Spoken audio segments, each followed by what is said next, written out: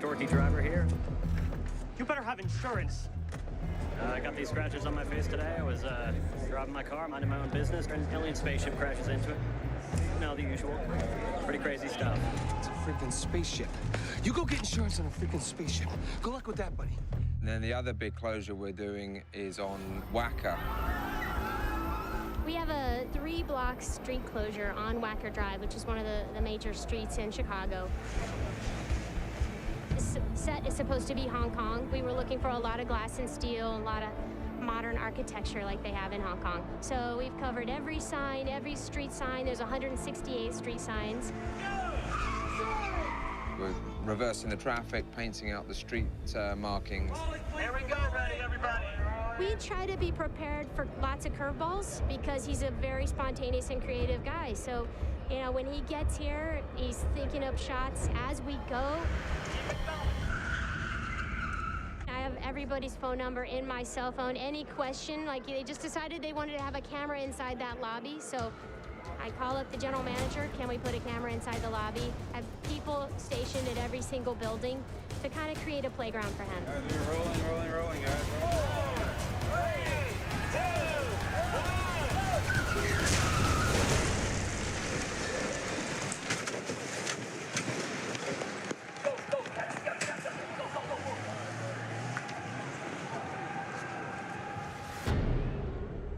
The city call it Lakeside, and it's the old US Steel site. Nothing there anymore. It's a 600-acre leveled site really close to Chicago. The only thing that remains are the iron ore walls, which were so hard and so substantial that it broke the machine that tried to take it down. That's why they're still standing. We're looking at that blue band right there. Blue band. Okay, here we go. Hey, Mark. Ready. And 3-1 down.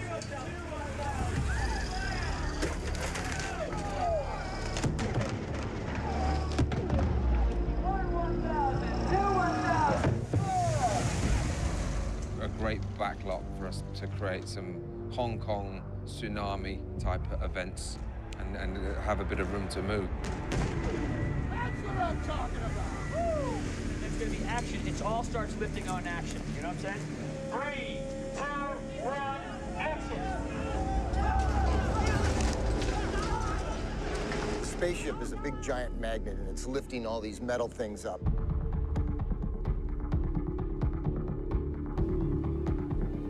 So it lifted the bus up, we had rigged on its side, lifted up, rolled it over, and the stunt people fell out through breakaway glass windows onto the ground.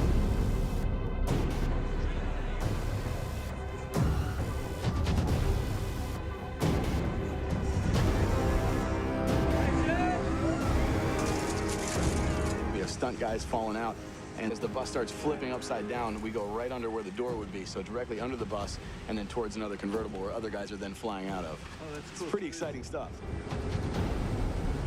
You have people literally within inches, not only running by the car, but also falling on top of the car, or falling right in front of the car. So a little bit of avoidance there, plus keeping a smooth path with the camera. It's a pretty exciting deal.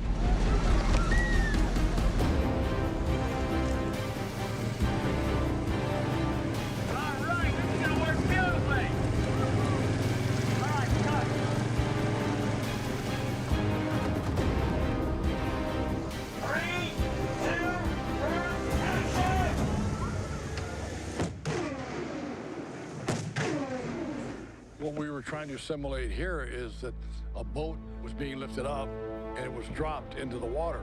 Everything we did was the splash. And we had come up with this concept of using those tanks because you need to get a lot of water a lot of times. So dump tanks have been around since the beginning of movies. It's, you know, it's a device, holds a lot of water, lets a lot of water go at one time. John Fraser built 6 of these dump tanks, 11,000 gallons each, and there's 6 of them up there with big trap doors that are fired by cutting a cable and dumping all the contents at once. You need a lot of head pressure. Those tanks are 40 feet in the air. So when you let that water go, it moves things. Are you pulling all of them? You're looking out that way, and then you say back up, right away, okay? You go in 3, 2, 1, and action.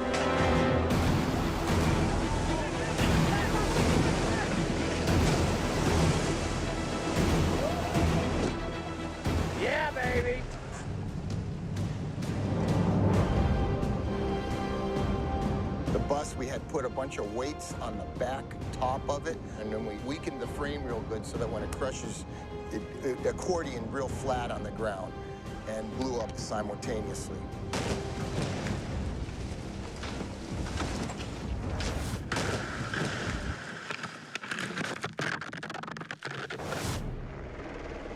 So this is the grand finale. We're supposed to be in Hong Kong, but we're at the Damon Silos, which is state-owned property for sale off the north side of the 55, going out of Chicago. Quiet, guys. Let's roll on this 40, okay? Quiet. Ready, and dust, and boom. As long as we left it in a safer or as safe condition as found, we could do pretty much anything we liked. Okay, let's go hot, please. Going hot.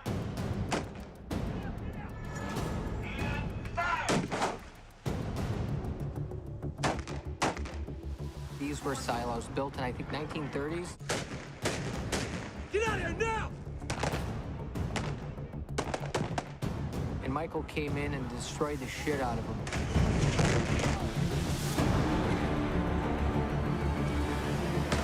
Basically, brought his chaos to Chicago.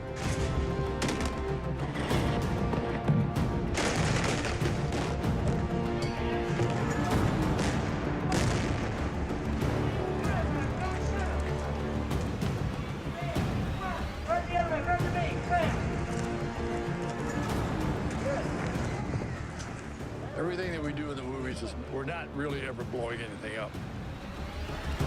I got it! I got it! We're simulating. Oh, my God. Oh, my God. The helmet's filled. When we blew up the two walkways that connect the silos, that was the real deal. They did ask us if we could drop the walkways when they knew that we were interested in shooting there. It just turned into a big gag for us that's pretty big and exciting. And what happens, though, is when you're doing the real deal, that's when you really have to be careful, because that's when things fly. I wouldn't be any closer than this. That's a real heavy-duty causeway. They used to transport the grain through it on big conveyors. It's 8 feet wide, it's 10 feet high, 3 inches thick of concrete all the way through. And I had to go up with a concrete saw. We cut it in 3 places just to make sure that when it fell, it would all break away. Everybody to stay out of the set. Everybody to stay out of the set. All right, let's roll through the air. All right, we need to roll high moves. Roll the high moves. Then we blast it and down she falls.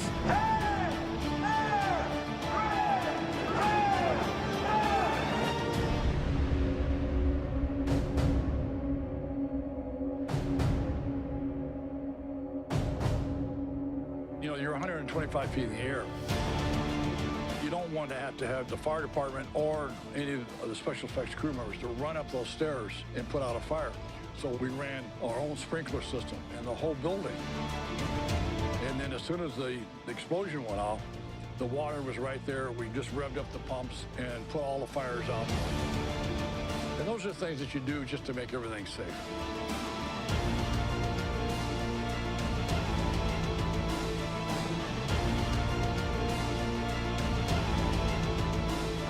That's great. Good.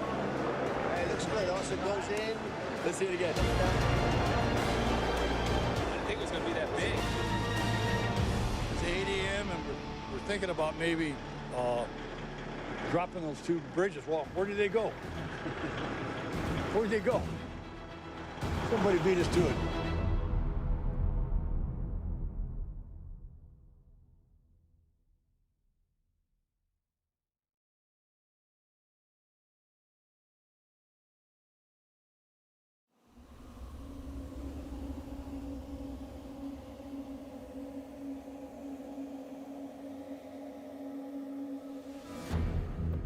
Yet another situation where I thought, okay, Michael's finally lost it. He wants us to do Hong Kong in Detroit. Hong Kong and Detroit. Well, it says it itself, does it not? Hong Kong and Detroit.